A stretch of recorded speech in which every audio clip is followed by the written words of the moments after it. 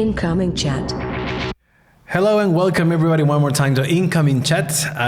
This is the first episode we're doing out of our new studio. And I have a special guest for this occasion, Amanda Anthony. Welcome to Incoming Chat. Thanks so much, Marcos. Amanda is not only a friend, but she's also the owner and founder of Malumika, which is a paint your own pottery place. When I heard about it, I was like, what is this? But I've been there and it's so much fun. And for not just for people, but for families and kids and for everybody. Yeah, adults too. But I brought you here because you have so much more to tell. And I would like to invite you to just tell me a little bit about what you've been doing for the last 5 years around these areas. So I've been in Poland for 8 years. I started Malumika 5 years ago, and 4 years ago, I also, after having Malumika for about 6 months, I started working at HPE, which is Hewlett-Packard Enterprise, and I was working in customer referencing. After a few months, I left there and just was focusing on Malumika, and then I wanted to get back into what I studied, which is public policy. And so I started working for a company that does game design. And you're thinking, well, what does game design have to do with public policy? Oh, I do have that question. I'm going to bring it up. We run the Games for Sustainability page. And so we design and create and use board games and online games for teaching about sustainability. I have a lot of questions about that too. But when you came to Europe, you started working in HP. That was your first. No. My first job was a teacher of English. English teacher. Which is sort of like the common trend. Yeah, of course. As an American or a native English speaker, right? This is the easiest way to get in. Yeah. But then you were for HP. You were creating content, right? Yes and no. So we had this customer reference database. We were working with a number of units, but mostly hardware and software. And we were gathering customer stories and creating those customer stories in a database, which the salespeople could then go use. Okay, it was less about blogging or content creating, for example, on LinkedIn, but some more like internal case studies. Okay, and then eventually you decided this is not enough. I want to go for my entrepreneurship. Yeah. No. I actually was working in entrepreneurship before HPE, but being an entrepreneur can be really difficult. So I needed some money to pay the bills, and it was cheaper for me to hire somebody and work at HPE than it was to continue to run and struggle the business myself. And how you came up with Malumika? I mean, because paint your own pottery. Again, when I heard about it, I couldn't figure out how is this a business? But it is a business, and actually it's very successful because I've been there. I've seen people having a lot of fun doing this. Where the idea came from? It's actually really popular abroad. So I'm from the States, and when I was a kid, I used to have birthday parties at a place like this. All right. Actually, I realized looking back that the place I went to did stuff with plaster of Paris. It was called Plaster Funhouse, but. Things aside, I always remembered it as painting pottery. I mean, it was definitely painting forms. We had birthday parties and all this stuff. It was just a really fun Saturday activity. And so I looked into it because I was thinking, okay, what is Wrocław missing? Where is the market here? Because there's 800,000 people. I mean, 5 years ago, there were 600 to 800,000 people. And there wasn't such a place. Definitely there wasn't like that, jump hall. There was none of these things that are both fun for kids and adults. It was okay, you're going to be an artist or you're going to play outside. And both of those things are great, but there's a medium. Yeah, I think, but it surprises me how a business that is so analog, if I want to call it that way. Mm-hmm. You're literally taking it you just put the phone down and just go and paint something. Yeah. And I think, as a parent too, I really appreciate that it's something that doesn't involve technology, something that they can be creative. Mm-hmm. And it's obviously a good business to exploit. Yeah, that's exactly what it is. And it's not only just for children, but also for adults who are so wrapped up in what's going on their phones, what's going on at work. When you come here and you put your mind to work in a totally different way, everything kind of just calms down and your brain turns off. You know, people say they always get like inspiration in the shower, but I think a lot of people actually also just get inspiration by doing something different. The process is very zen. It's very just like, look, I'm just going to focus on the present now, painting this mug or painting this plate or whatever. And I mean, I want to go back. I haven't bring my kids yet, but I will. How hard was it for you to kick it? I mean, this is usually Americans are very good in entrepreneurship, right? They always have the and I don't want to say it in a negative way. Is this capitalist mindset? Yeah, which is, I mean, to me is something that I'm trying to push my kids to have, because eventually you need to figure out things and ways to make money. Yeah, my father would say that I definitely have a capitalist mindset, and it's funny because it's not where I would be working if I was living in the US. Like I wouldn't start my own business probably if I lived in the US. Now, if I think about moving back to the US, I'm like, maybe I would start a business. Maybe a franchise. But when I was a kid, I sold everything. Like I was a Girl Scout, so I sold Girl Scout cookies, right? And I didn't do that thing where you give the form to your parent and then take the parent into work. I mean, my mom did that for me. I walked around the neighborhood and knocked on every single door, like for the 3 streets that were within a distance of an 8-year-old, right? And I was like, hi, I'm selling Girl Scout cookies. Oh, great, you know? And then, I don't know how this happened, but I ended up buying several sets of earrings. Oh my God. Like, I don't know, there was like a sale and I just like bought them. I don't know where I had this money, but I had some money. And then I was selling those, like also around the neighborhood. And then when I was in high school, I started a painting business. We bought some plates and we were painting stuff on them, and we were like, hey, would you like to buy this? People were like, yeah. Can you make one with this? Yeah, sure. Why not? So we painted that and like sold it to them. So it apparently is in my blood. I mean, it is something that I have always had, although I wouldn't have ever called myself an entrepreneur. But I think the most important thing is the entrepreneurial mindset in anything that you do, because what you realize as an entrepreneur is that there's nobody else to do it. So if you want something to be done, you either do it or it doesn't get done. And that, I think, transfers to a lot of businesses and a lot of different type of workplaces, and also in life, right? Yep. People wait for others to tell them what to do. Well, I don't know what to do.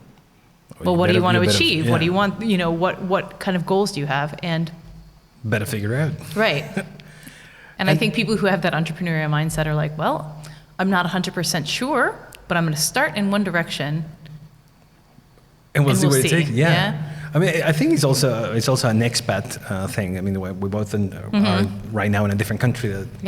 And it's like, well, I have to figure things out. I mean, I have to make it or what. Or I can't really. Fascinating, though. There's not like another option. Right. But it's fascinating, right? Because you've seen other expats and you've probably also seen other business owners, and you think to yourself, how did this person choose this route?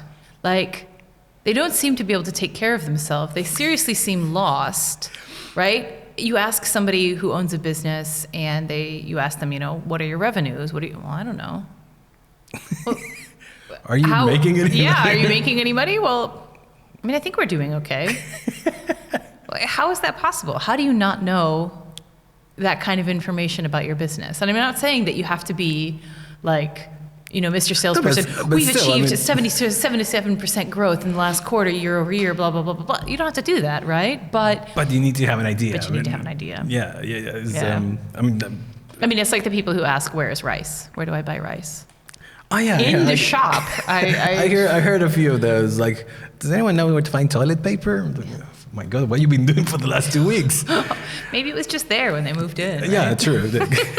Let's make it last.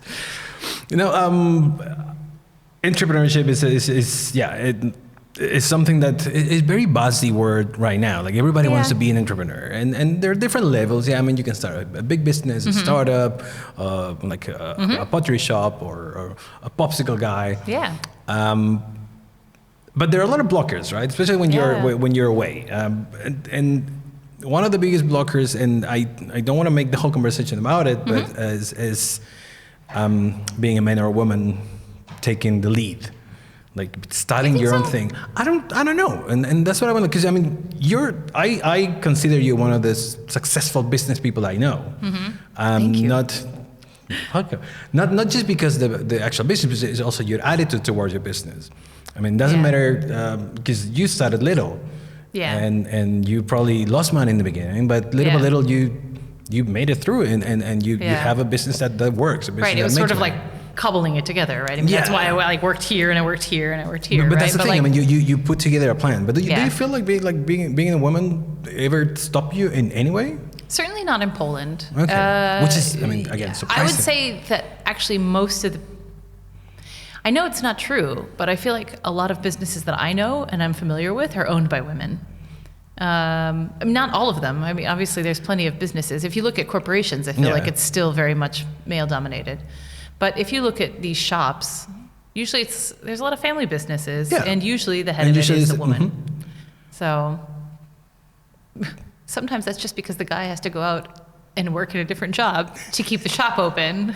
I only had me, so I was man and woman. But I mean, that's good, because if you don't feel it being a blocker, that means things are changing. Or because they've said that in Poland, actually, gender equality in terms of workplace gender equality, pay gap, that kind of work, it tends to be lower than in some of the more Western economies. Yeah. I mean, U.S. pay gap is quite a lot larger. I would say access gap is a lot larger. You know, you look at venture capital in the U.S., and I think I can't quote statistics because I only know statistics from African Americans because I did a research project on it. But like, it's significantly lower for women VC than for men. I mean, for Black people, it's 5%. They get 5% of VC. Black women get like 1%. I mean, it's really, really, really low. So if we could extrapolate, probably white women are getting somewhere like 20% in VC, but it's not. Which is still not, I mean, it's not the optimum, but it's getting better, I guess. I mean, I'm surprised not in a sexist way, but I'm surprised like the amount of businesswomen that I've been meeting lately, and the literal attitude, the power is like, I feel intimidated. It's like I'm very shy on the way I do business, even though like on camera I might sound like I know, but I get okay. But women get to tend like, no, this is how I do it, and this is what we want, and we're just gonna get it. And that attitude is just, it makes a difference. I mean, it makes most of the business, again, I'm not going to quote anything, but I read about like most of the business run by women, they're actually successful business. They don't go down like male business, for example.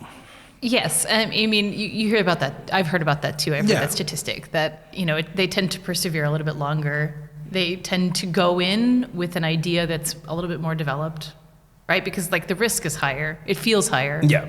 And so it's just a little bit more developed. It's a little bit longer, and I don't know. So that's an interesting idea, though. You know, I mean, I also find it really hard to talk about my business. I talk about it with you. I talk about it with my friends, right? But when you have to pitch it, if I have to like go to a person, if I see people on the bus or the tram, and I'm like, oh, they would be perfect clients for Malamika. I can't just be like, hey, if you're ever looking for something to do this weekend, come to my shop, right? Like, I would never be able to do that. Yeah. So, you've been running Malamika for, you said 5 years. 5 years, right? 5-year anniversary in May. Ooh. Wow, congratulations. And I want to ask you for the learning curve and how much of that has been helping you, because you're doing a lot of other projects that I want to talk about later.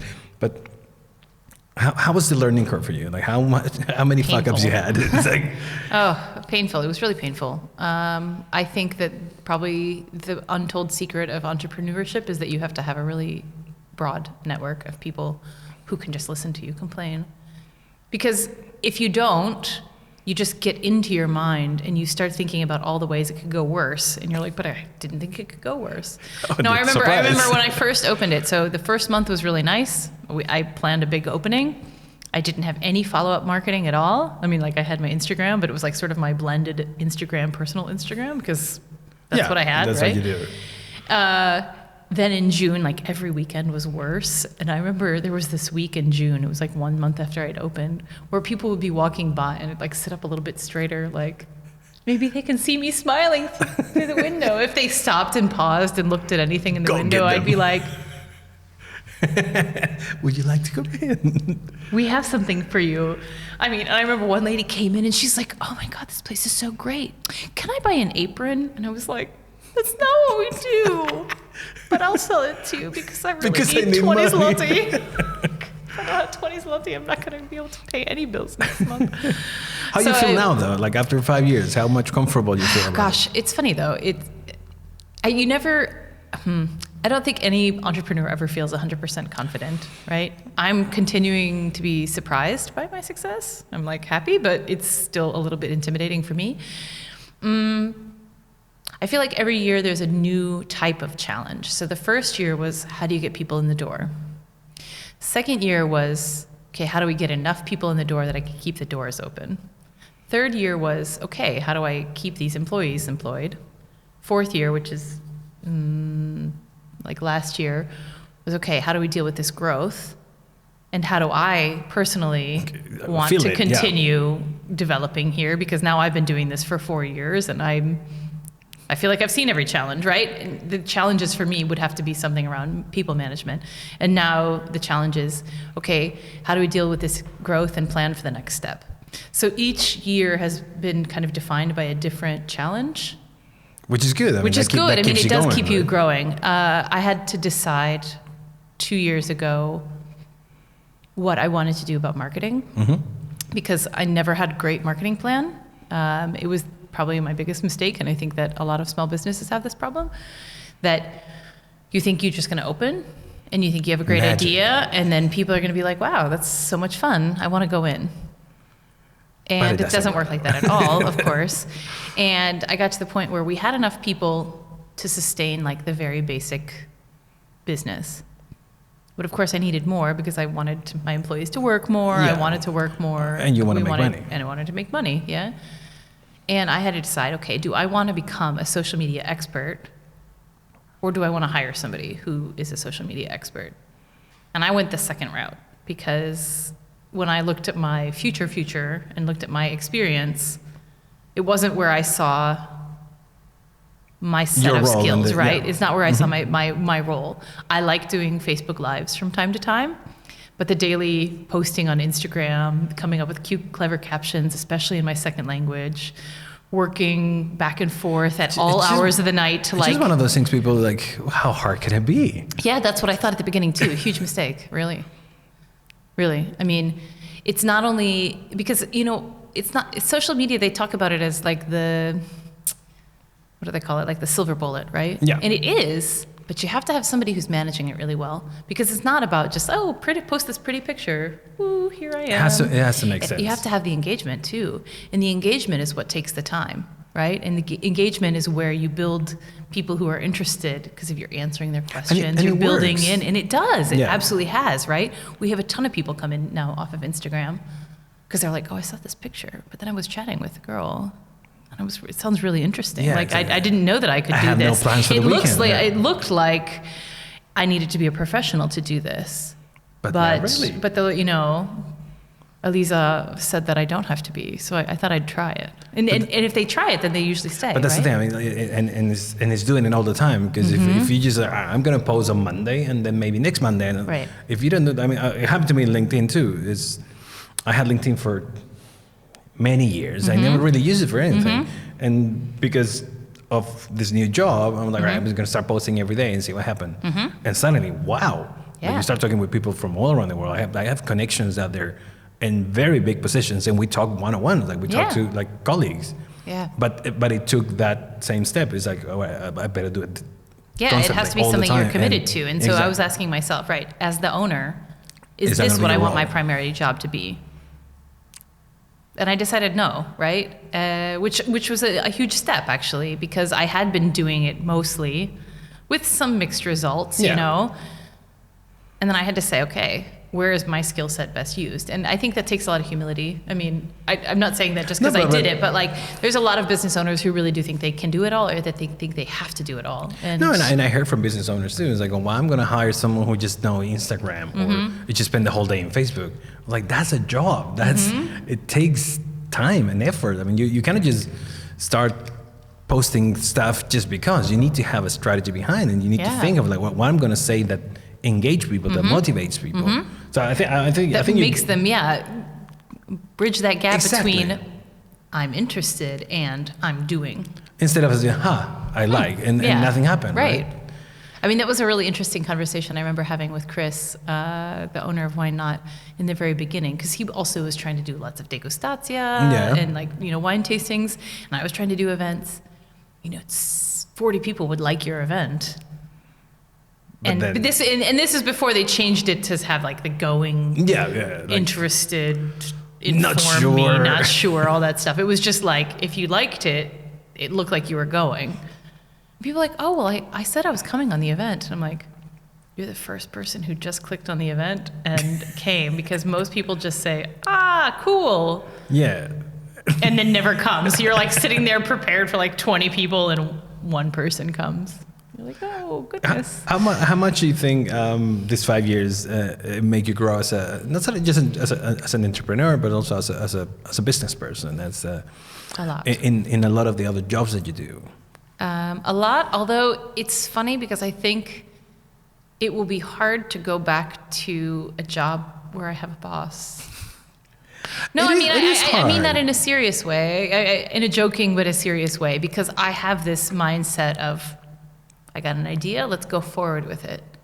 And you can't do that in most companies, no, even if they're encouraged. Yeah. Like, I mean, in the game design company I'm working for, they encourage it, but there's still a framework which you have to work in, and it took me a really long time to not feel like that was a cage. Yeah. So, I would like you to ask before you do next time. Yeah, like, oh, you just responded to this person, but we didn't talk about what your response was going to be, and I was like, oh, but was it an okay response? Yeah, I just would have liked to have. I just would have liked to have had input. I'm like, oh, that's fair. I respect that. In today's environment, I'm guessing that's a more thought skill. I mean, people's encouraging people just to like, look, just move forward. We trust in your skills.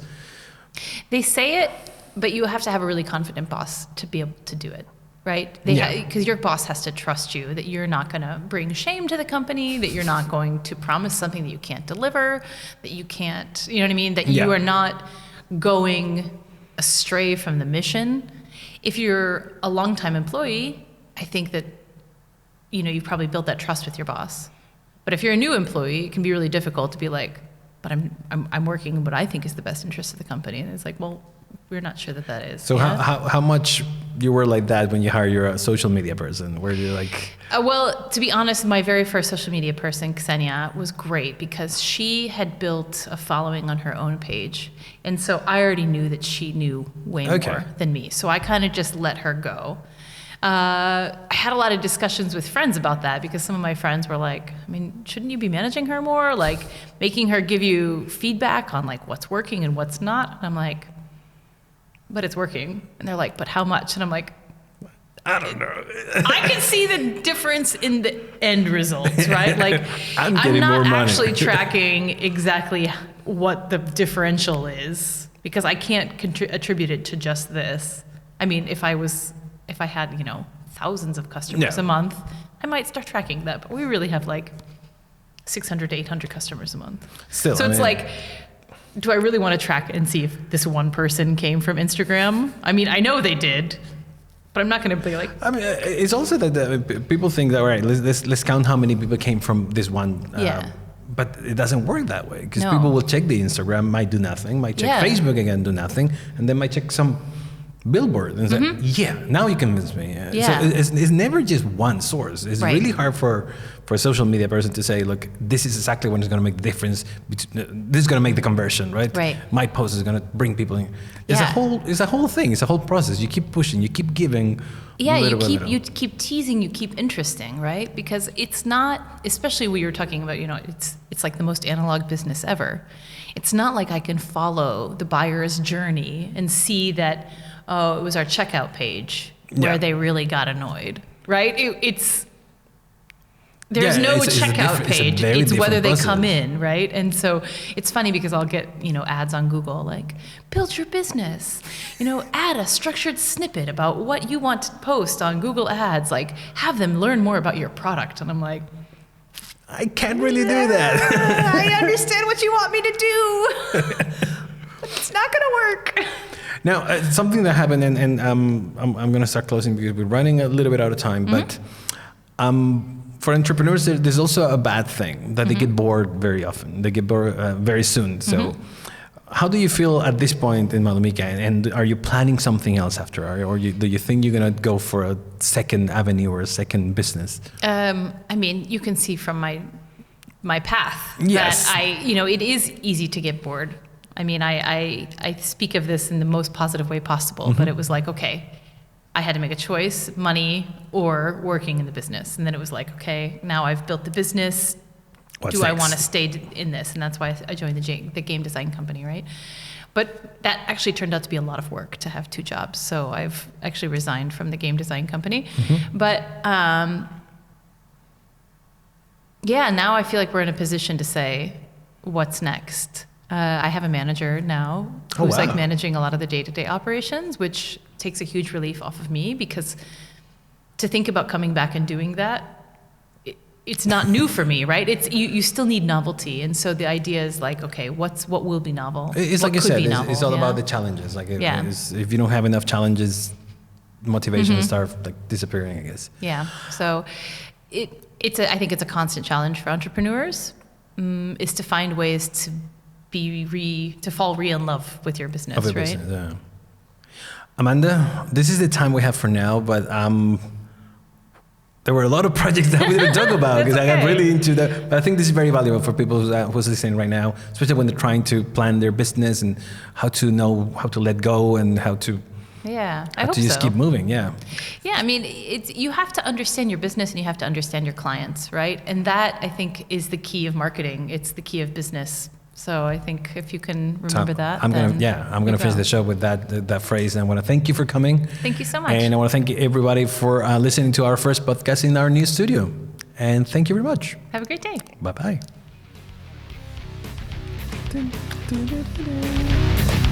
We really want to hear from you, so make sure you leave a comment in the comments below, and don't forget to subscribe. We'll see you next time.